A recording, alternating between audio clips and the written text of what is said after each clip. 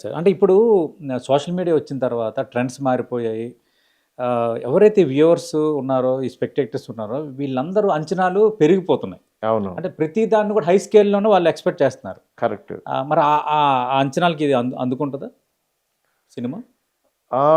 అందుకుంటదా అంటే వాళ్ళకి కూడా ఏంటంటే మేము ఎలాంటి సినిమా చూడాలనుకుంటున్నాము అనేది వాళ్ళు దే మేమిచ్చే ట్రైలర్స్ ఇవన్నీ చూసుకుంటారు. Yes sir. అవును. దాన్ని బట్టి వాళ్ళకి మనమిచ్చే ట్రైలరు దీంట్లో వాళ్ళ దగ్గర నుంచి వచ్చిన అప్లాజెస్ చాలా ఉన్నాయన్నమాట. హ్మ్. దాంతో ఖచ్చితంగా ఈ సినిమా చూడాలని ఫిక్స్ అయ్యారాళ్ళు. ఓకే. అందువల్ల అది షూర్ షాట్.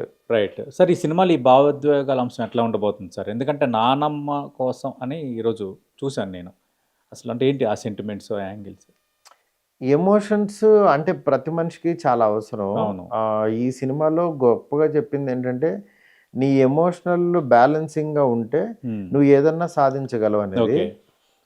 అలాగే ఎంత పెద్ద గోస్ట్‌నైనా సరే నువ్వు మెంటల్‌గా గనక ధైర్యంగా ఫిక్స్ అవ్వగలిగితే ఎదురుగుండా ఎంత పెద్ద భయం ఉన్నా నిన్నేమి చేయలేదు. రైట్. దేన్నైనా ఎదిరించగలం. దేన్నైనా ఎదిరించగలం అనేది నేను చెప్పదలుచుకున్నా. అది ఓకే. స్క్రీన్ ప్లేలో సీన్స్ రూపంలో అది బాగా కొత్తగా చెప్పామనమాట. ఓకే. సార్ అంటే ఇప్పుడు ప్రభాస్ గారిని డీల్ చేసే విధానం ఎందుకంటే ఇప్పుడు ఆయన ఒక బిగ్ స్టార్ అయిపోయారు. అవును. మీకు క్లోజ్ అయినా బిగ్ స్టార్ కాబట్టి కొంచెం ఆ ప్యాటర్న్స్ అన్నీ కొంచెం డిఫరెంట్‌గా ఉంటాయి.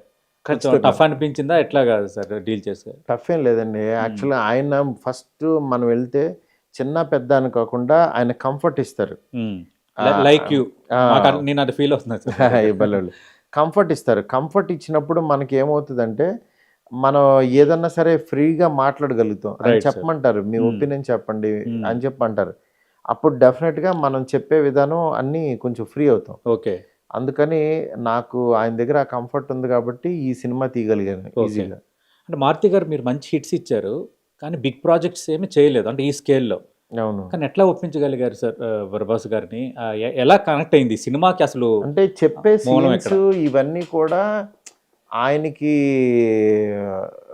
లోపలికెళ్ళే విధానంలోనే తెలిసిపోద్ది హ్మ్. మనకి. ఓకే. ఈ సీన్ పండుతది థియేటర్‌లో. ఈ సీన్ ఎంజాయ్ చేస్తారు అని. అప్పుడు ఆటోమేటిక్‌గా ఆయన కూడా సినిమా బావుందనే ఫీలింగ్ వస్తది ఆయనకి ఓకే. కూడా. హ్మ్. అది. అంటే ఎందుకంటే విశ్వప్రసాద్ గారు ఇప్పుడు మీ పాడ్‌కాస్ట్ కంటే ముందు మీ సినిమా నిర్మాత విశ్వప్రసాద్ గారితో నేను వీకెండ్ పాడ్‌కాస్ట్ చేశాను.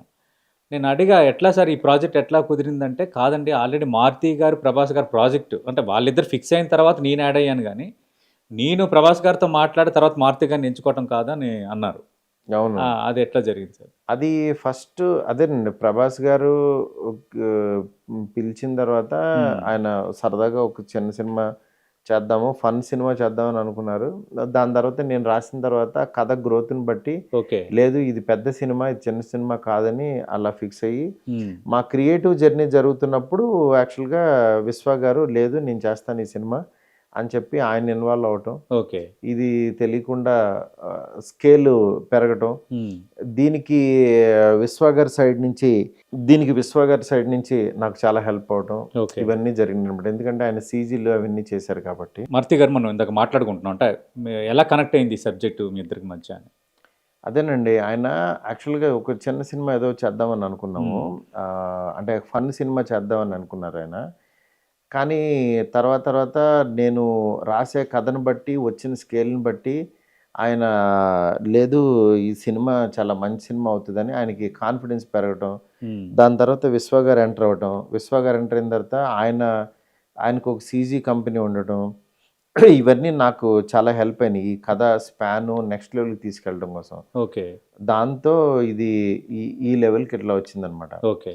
ఆహ్, ఇది ఇది కాంబినేషన్ ఆఫ్ ముగ్గురు డిఫరెంట్ వ్యక్తులు. హ్మ్. అంటే 'విశ్వ' గారు, నెక్స్ట్ హీరో గారు పెద్ద పాన్ ఇండియా స్టారు. అవును. నెక్స్ట్ మిడ్ రేంజ్ డైరెక్టర్ నేను. సార్. అంటే ఇక్కడ ఎవరి కాళ్ళకి ఇండివిడ్యువల్‌గా సంబంధం లేదు. ఈ అవును. ముగ్గురు డిఫరెంట్ కలయిక ఇది. అవును. ఈ కలయిక యాక్చువల్‌గా స్క్రీన్ అందుకే మీద ఎక్సైట్‌మెంట్ ఎక్కువుంది సార్. ఏం జరుగుతది ఏంటని. ఇది ఎలా వచ్చుంటది అని ఆడియన్స్‌కి ఒక అంచనా లేదిది. అవును. అంటే ఆయన్ని అంతకుముందు ఇలా చూడలేదు. హ్మ్. 'బాహుబలి' తర్వాత 'ప్రభాస్' గారు ఫన్ ఎప్పుడు చేయలా. అవును. ఆయన్ని ఇలా చూడలేదు. హ్మ్. నెక్స్ట్ ఇది వేరే రకం ఉంది. ఇంకా అసలు ఇది ఎలా పండుతదా అనేది దాని గురించి వెయిట్ చేస్తున్నారు అందరూ. ఓకే.